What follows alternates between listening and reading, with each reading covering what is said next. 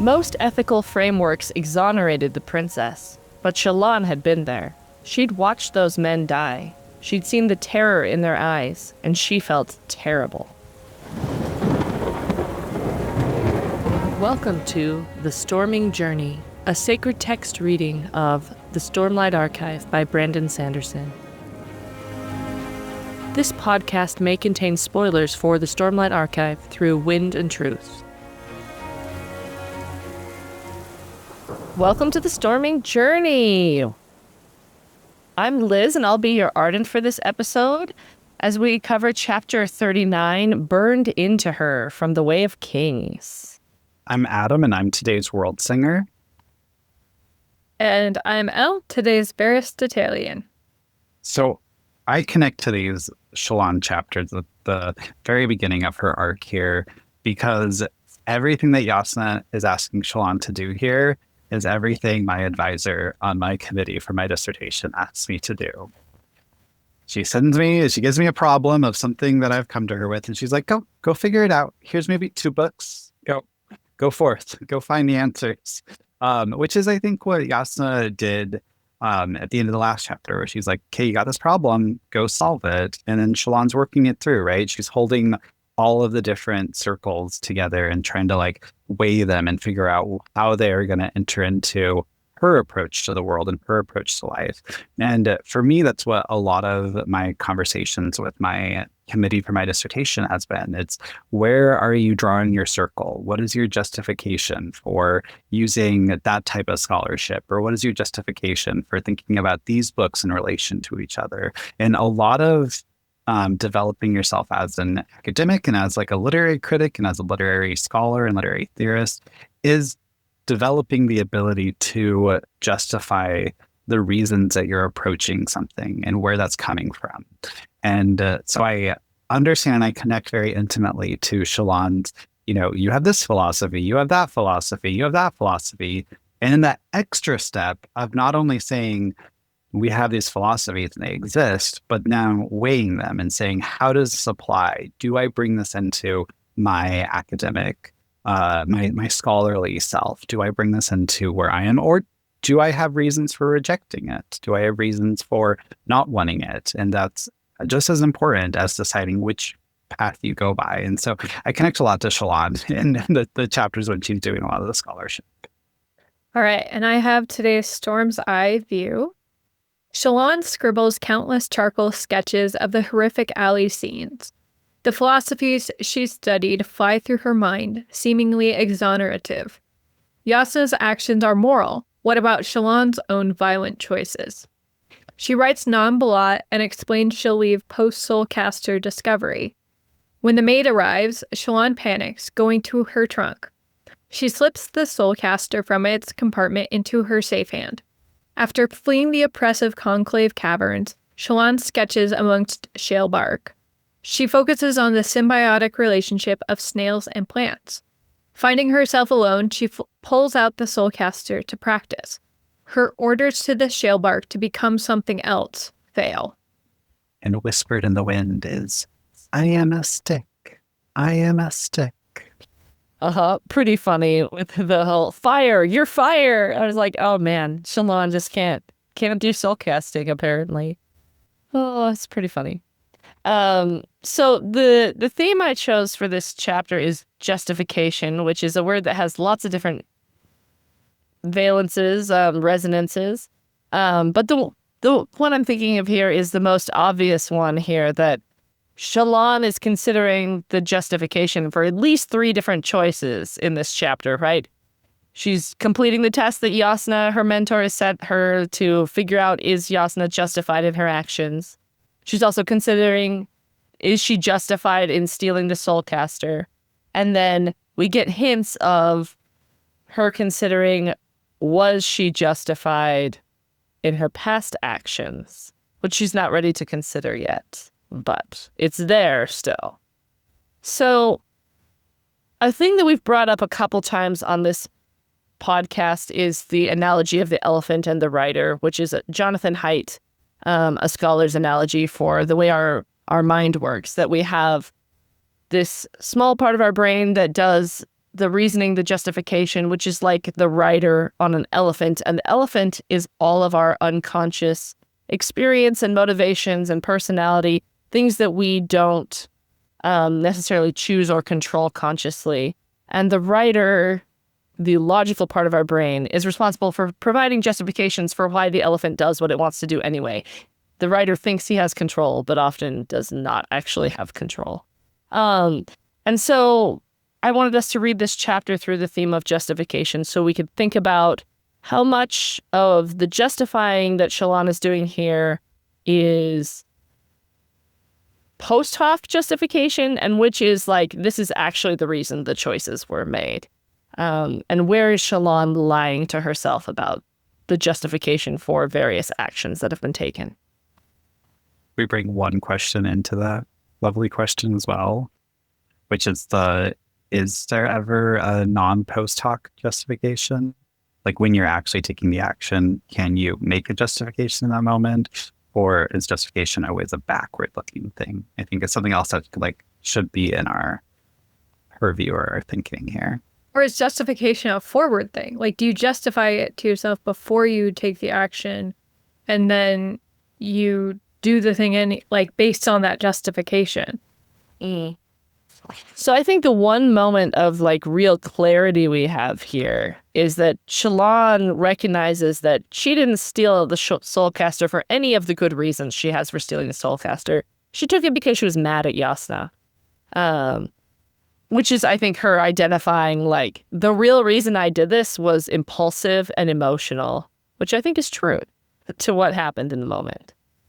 I think like to some extent my question is like, does it necessarily matter what the true like reasoning for an action was if we only know or only like think about the justification for it in the future, and that becomes our only reasoning? Like I'm thinking about like we can know this a little bit better in a narrative where everything is presented to us. There is an author's intent to some degree. But like in our own lives, when we're trying to talk about our actions, does it necessarily matter like what the original intent was versus our action? The thing I keep thinking about, I don't know why I keep thinking about this, is the war in Iraq and the justifications for starting that war. Like where it was like, well, Iraq has weapons of mass destruction, so therefore we must enter this war. And then that justification turns out to have not been a valid justification. And I don't know why I keep thinking about this. It's like a way bigger scale thing than Shallan's decisions here. But just like, what happens when our justification is wrong? Does it matter if our justification is wrong? And what are the implications for like that kind of thought process of justification, especially when you don't necessarily have here's the direct evidence for what our decision-making process was at the time. Liz's point comes in really well there about Shallan reasoning that Shallan justifying her taking the Soulcaster was because of her emotion. So she provides that reason. But I think what that pulls into this chapter is this fight of a justification that is emotional and a justification that is logical, right? Because all of her actions afterward are logical in many ways, right? She's deciding to stay until Jasnah maybe notices or doesn't notice so that she doesn't immediately get caught. She's making all these logical justifications for why she's still there, even though like they're still also emotional. She feels a little guilt over taking it. Why else would she? I mean, especially as she's thinking through the tripartite decisions that have just been made from the last chapter, and thinking through the consequences of them. And I think like in this chapter, what I'm pulling out of and thinking through when it comes to justification is to throw away the idea of bad and good justification and to then frame it as an emotional justification, a logical justification, a because of other people justification, like things like that, like a communal justification versus a personal justification, like different frames of trying to understand this idea of justification rather than like it should just be justified because it's a bad action or a good action. Yeah, I'm thinking about like how I justify some decisions I've made, it changes who I'm justifying those decisions to. If it was a very personal decision, my justifications for those decisions to a public audience is much different than the justifications I give internally or I give to a very trusted person I know or something like that. And like, I think the way that we justify things matters. And I think the context of those justifications matters.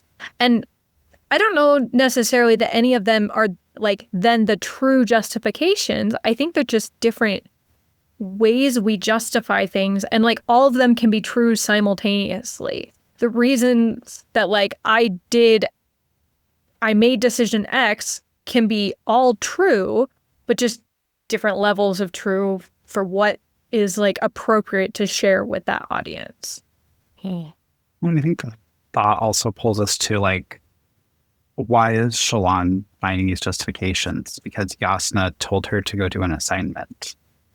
And the only real like one that is quote unquote true, I don't quite like using that word, but the one that Liz pointed out, right? She took the Soulcaster because she was angry with Jasnah.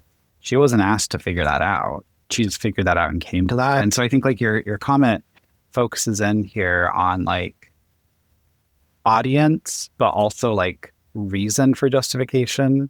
It's like in this chapter, Shallan is having to justify Jasnah for like for her behalf of figuring out these philosophies, developing her knowledge, understanding morality and action. Because I think for Jasnah, if we're thinking to Jasnah's justification a little bit as well, which we don't quite get because we're not getting Jasnah's POV, maybe we'll get a flashback chapter in book 10, who knows, to the lesson. That would be really cool, actually. But like part of Jasnah's justification for doing all this that she explains in that chapter before this is that she wants Shallan to be ready to make moral choices at court, choices that affect the world and affect the life. Like I think at this moment, well, it's actually later when Jasnah finally decides that Shallan should be wed to one of the Kholins in order to bring in the Knights Radiant. But like, I think Jasnah, because Shallan is warded to Jasnah knows that Shallan's going to have a life that is potentially one that affects other people's lives. It's like the justification for going out and teaching her this level of morality is to teach her about you're going in the future, you're going to have decisions that you need to make. So you need to figure out these philosophies in order to have them with you when you're making these very big moral decisions that affect people who are, often rustic Alethkar or rustic Vidanar or Yakaved. And I think that's right. But I think in addition to that, justifications have a significance that's internal as well. Like it helps us have better reasoning behind our decisions and consider the implications of our actions. But there's also, this third level of justification that's hovering behind the chapter that Shallan doesn't want to think about, the murders she committed in her past.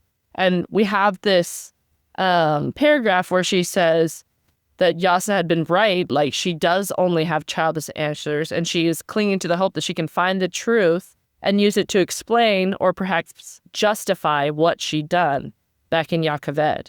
And then she said she could choose the source of her guilt, but she couldn't choose to be rid of the guilt entirely.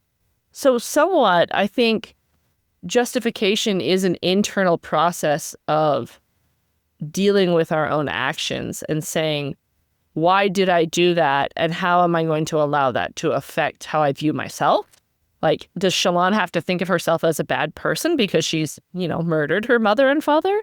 Or, like, is there a way that she can think of herself in a different way? And that involves using logic to think through all of the things that went into that action and why it happened, and to justify that it was, an okay thing for her to do. And she's always going to feel some kind of guilt about it. But if she can frame it in the right way, she feels like she can find something that she can live with. And I think that's a lot of what therapy is. A lot of the time is like figuring out how do I interpret my actions? I can't change my actions or the actions of people around me, but can I interpret them differently in a way that I can live with them? I'm having a realization as we've read, because we record 3 episodes at a time, the conversation that we have had about the lesson is very prominent in my head because we just talked about that 2 hours ago, real time. And I am thinking about the fact that I don't know how much Shallan thinks about this lesson in the future. And like, it seems to have had an impact, not because of the lesson itself, but because of this idea of justification, of trying to justify her actions. And so it was less like the moment itself didn't have the same level of impact, but like her process of justifying is kind of like what changes her in the future. But I can't personally recall like any times where Shallan's thinking about Jasnah killing people in the alley. Unless I'm forgetting something.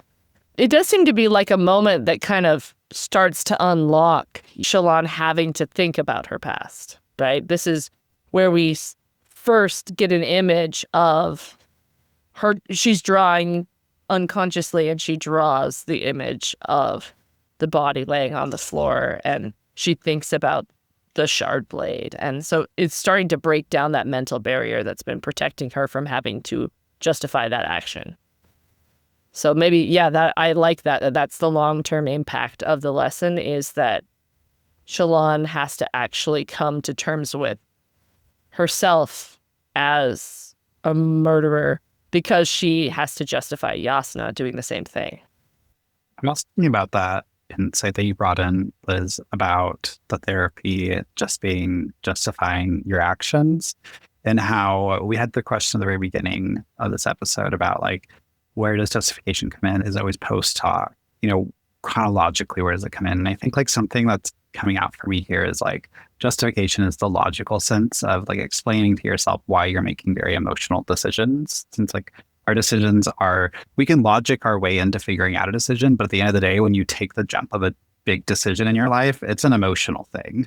It's even if it's like you're the most logical person in the world, doing anything of stepping in one direction or another is an emotional thing. That's like the final drive in many ways. And then you're logicking it to make sense of why you did it, or where you went, or the reason for it, or how it relates to all these other things. And you're trying to make meaning and make sense of it. But in that justification, that's like the act of justification is like the logically figuring out the action. And you always take the action because of the emotion, which I think is what's coming out for me and thinking about this chapter so intimately related to the lesson.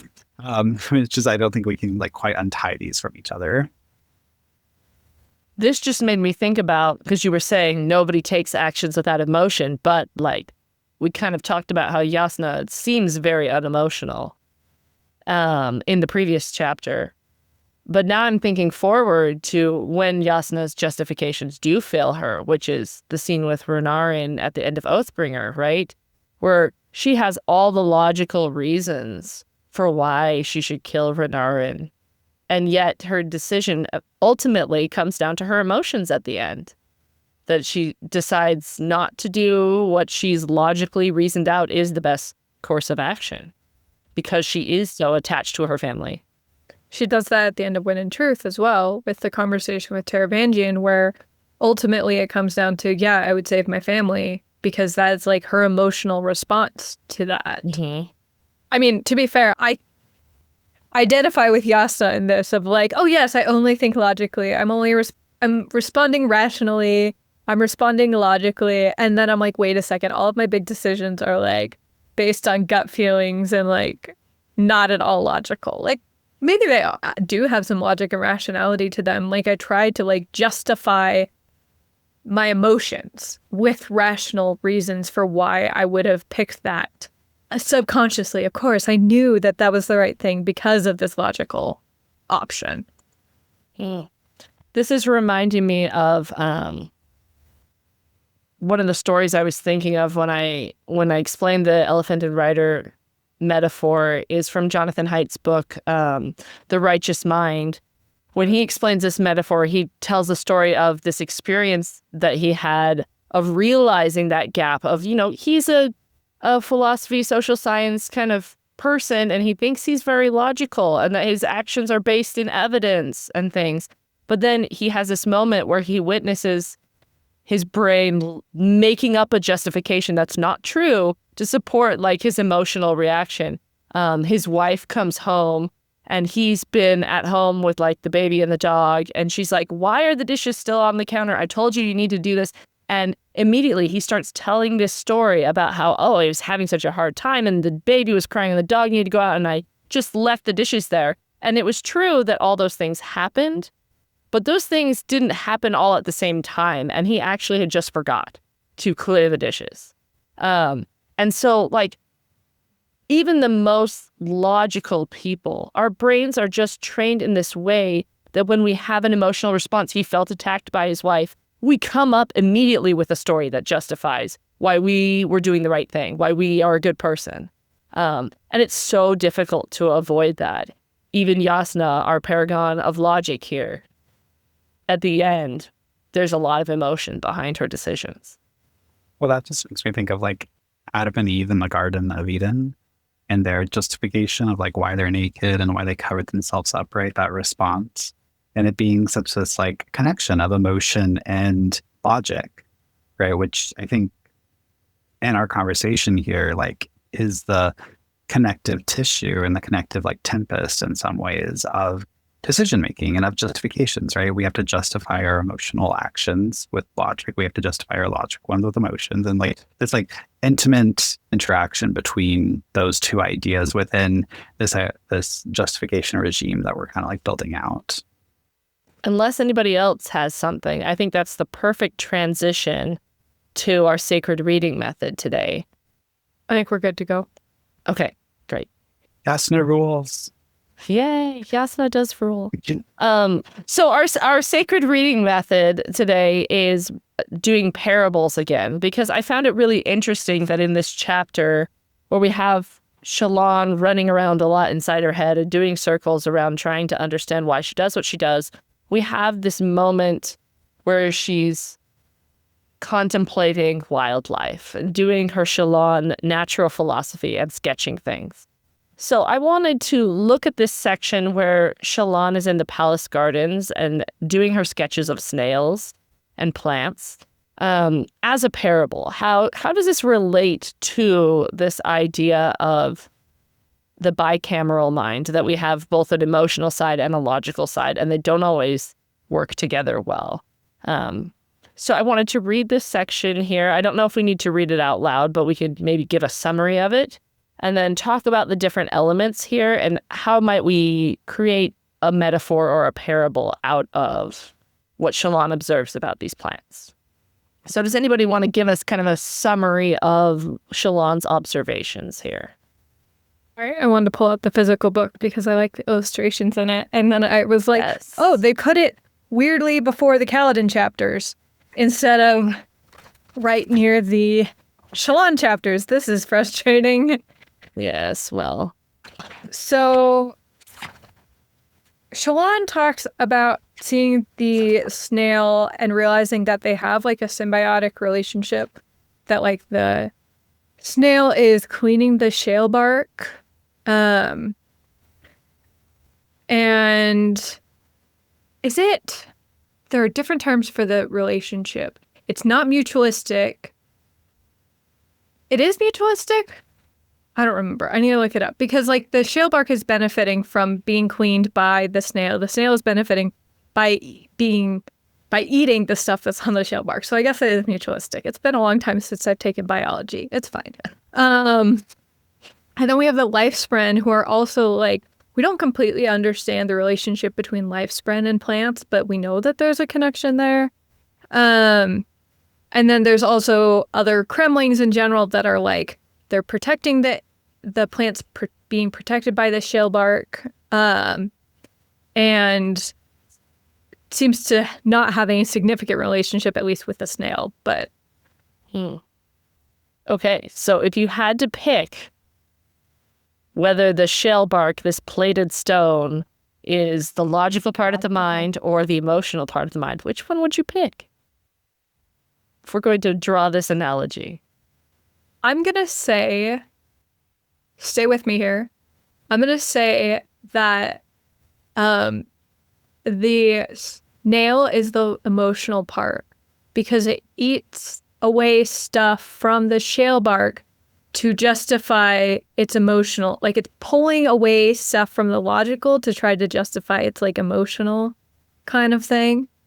If that makes like you have the emotion who's like, yeah, I'm doing the emotional things, but I'm going to loop in some logical and rational stuff to make it seem like I'm not just going off on a tangent about my emotions. I think that's my intuition as well. And I think it's also because the snail, she says its shell looks exactly like the plated stone. So sometimes our emotions blend into that logic and we can pretend like they're logical when they're not necessarily. So I flip it.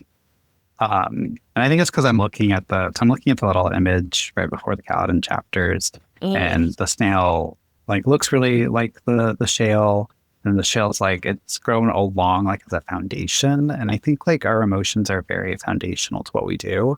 And then I'm seeing logic as the thing that cleans off our emotions, helps us explain our emotions, right? So as the snail is eating the emotional shale bark, right? It's trying to logically explain the emotional reasons that we've done things. And the other part is the crimlings, which are the random things that she doesn't quite know what are doing, but they're like doing perhaps negative things because it's like it's a crimling in a mutualistic relationship with the shale bark. Maybe not. Maybe it's like not cleaning it. Maybe it's actually eating the shale bark and destroying it. And so I think like emotion can have that dual thing where it's like you're logically trying to explain it, or you can just say, oh, I was just emotional during that day.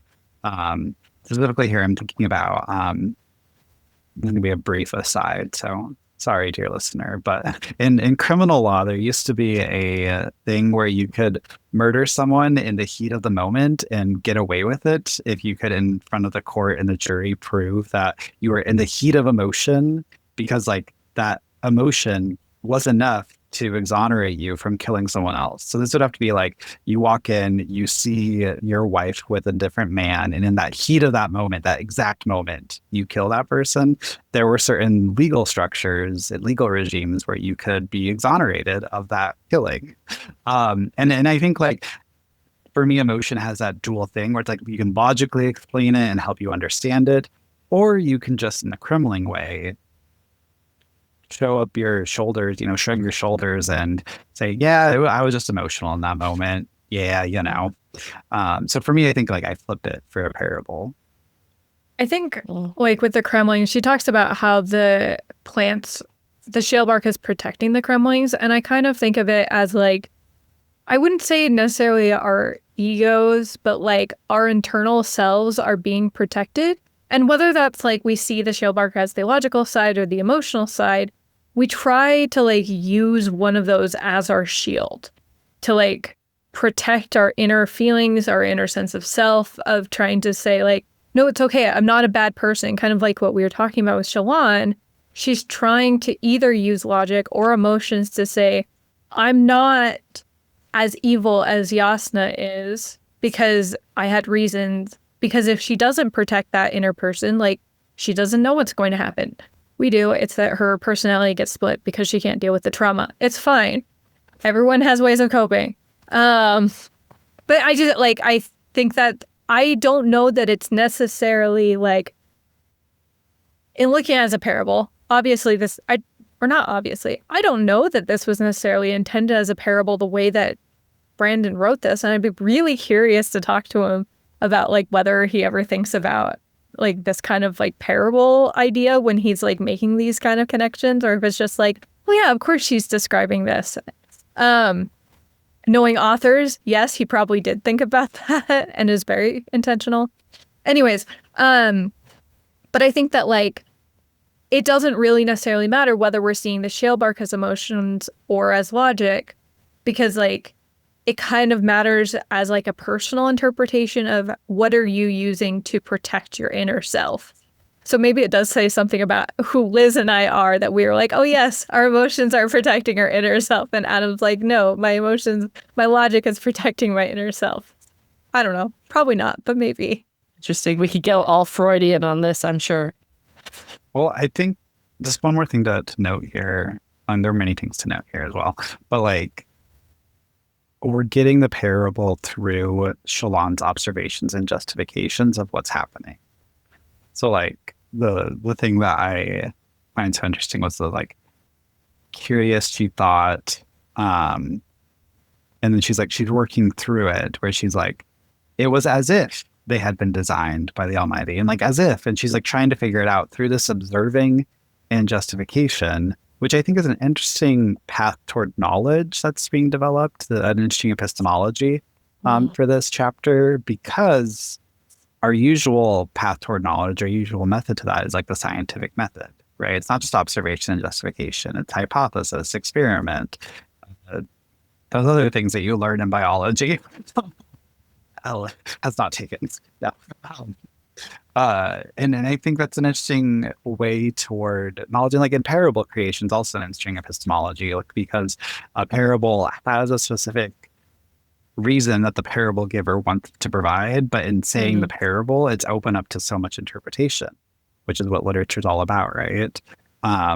One thing I love that one of my advisors teaches her students, she always says, doesn't matter like if it was intentional or not for the author to put this in. What matters is you should read it intentionally. Read as though the author is the smartest person in the world. Every book, read it like that. Because it's just like, she says, it's because it's a better way to read. It's more enjoyable. It's more generative than like asking like, does this have this true meaning this way or this true meaning that way? It's like, it has true meanings in general, which I kind of love. I like that line that you pointed out, Adam, about as if they had been designed. And I think that was one of the things that drew me towards reading this in a more symbolic way. The idea that, like, we know that from the, world building perspective, Roshar is very intentionally designed. And the idea that these two things are intentionally designed in a pair resonated for me with the idea that, like, we have these two parts of ourselves, these two parts of our mind, the logical and the emotional.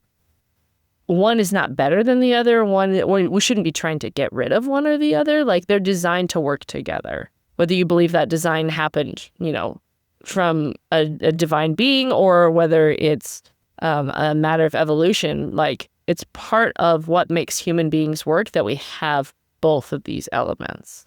And if we put it in this analogy of an ecology, if you lose one of these species, things get out of balance. You can imagine the plated stone getting, overrun with whatever, moss or lichen is growing on it and no longer being able to do whatever kind of photosynthesis they do on Roshar. None of the plants seem to be green, so I don't know how that all works. But the unbalance of those would be catastrophic. And so you need both, even if you might, as Elle was saying, lean towards one or the other as being your favored mode of interpreting the world. You can't only have one.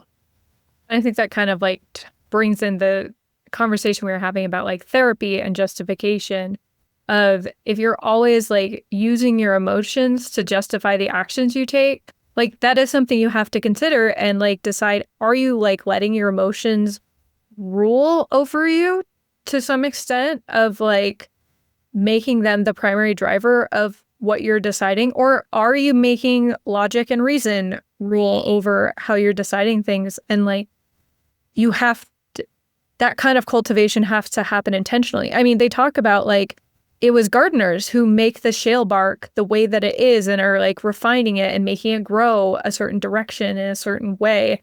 This doesn't complete, the shalebark doesn't grow naturally. Like, this is a cultivated garden, and like we have to cultivate ourselves too in how we make our justifications, regardless of whether we tend to prefer the logical or emotional response. This makes me all think, if you're thinking of the world building here, right? Roshar was a specifically designed planet by Adonalsium, but then it's influenced by that tripart influence of honor or reasoning. I think there is a reason thing, but like honor being like a justification thing, and then odium being emotions, passion, and cultivation being that cultivation thing, which I think comes out in reading this as a parable, that influence of those three different influences. on our thinking about justification in relation to logic and emotion. And I think like there's an interesting like tripartite connection between the three shards and our considerations here in the podcast episode today. Okay, stay with me. Let's say cultivation is the shalebark, honor is the snails, and odium is the cremlings. Does that make any additional sense? Because if there's no extra meaning to gain from that, then it doesn't matter if I make that connection. Well, I think it like provides that third reading, right? Where it's like, I was reading emotion for the shellbark, y'all were reading logic for the shellbark, but what if the shellbark's just us? And then the cremling and the shale snail are the emotion and the logic part, right? Mm-hmm. Both needing to be in a symbiotic relationship to our very being. I like that. Yeah, I like that. I like that a lot. I also like the idea that Elle brought up that it's a cultivated garden and that we get to cultivate our minds. It's a really weird thing about the human mind that like there are things that exist only in our minds, but that doesn't mean they're not real. But it also doesn't mean we can't affect them by choice, which is a really weird part of the human mind, that we can affect the way we think about things by thinking about it. And we can physically change our brain. It's so strange. Any other observations we want to make? I just think the art is really cool. I usually am listening to the audiobook and I don't often go back to the images, and they didn't start describing the images until I think Wind and Truth is finally when we start getting audio descriptions of things, because they started doing audio descriptions of the secret projects, and then after that was Wind and Truth. So I don't get to see the illustrations very often, and just like taking some time while we were discussing this to like just look at the art just made me feel really good, and just like I don't know, it was nice to like feel like I was sitting in the garden for a second to like just look at that art and appreciate it, because I don't normally take the time to do that. Although I do have to say that looking at the art reminded me that like how far the books have come in like taking themselves seriously as in-world artifacts, because we have some marks for inches along here. Is inches a canonical unit of measurement on Roshar? That's interesting. But I just wanted to pull us to one last part in the text, if that's okay. Go for it. Just like the conclusion to the parable is Shallan thinking, snails and plants can help one another, but I betray Jasnah. And it's like, that just shows how difficult this moment is and just how much weight there is on that decision, right? And it's like, she's gone through this process of thinking through the relationship and the symbioticness, which like, if you think about it, the different story is her showing up and saying like becoming Jasnah's ward, becoming her friend finally, and then going like, here's all the truth, which kind of happens, but like without stealing the soulcaster, right? And like actually gaining her trust so that you can actually figure out a solution, and instead of, oh, I came here to steal your soulcaster, it's I came here to become your ward so I could figure out how to solve my family's problem because I thought this was the best path or something, right? Like changing the reason to come and to do something is not like a thing that no human does, right? And so I think like that end to the parable of her realization, I betray Jasnah, is just such a strong moment. I think it also suggests another way to read this as a parable is, instead of reading these as pieces of ourselves, reading them as how we interact with other people. Are we interacting with other people in a way that's like the snail and the shalebark, how they benefit each other and together they keep this ecosystem going? Or are we being someone who, you know, theoretically we could come up with another character if we were telling this as a parable, someone who comes through and, you know, destroys the shalebark or smashes the snail, which Shallan is feeling like that's her right now, that like Jasnah and her had this relationship and now she's destroyed it and the symbiosis is no longer there. I made the mistake of opening the Wikipedia page on symbiosis, and now I'm like, oh my gosh, this is fascinating. I have to stop reading or I'm not going to be able to focus for the rest of the episode.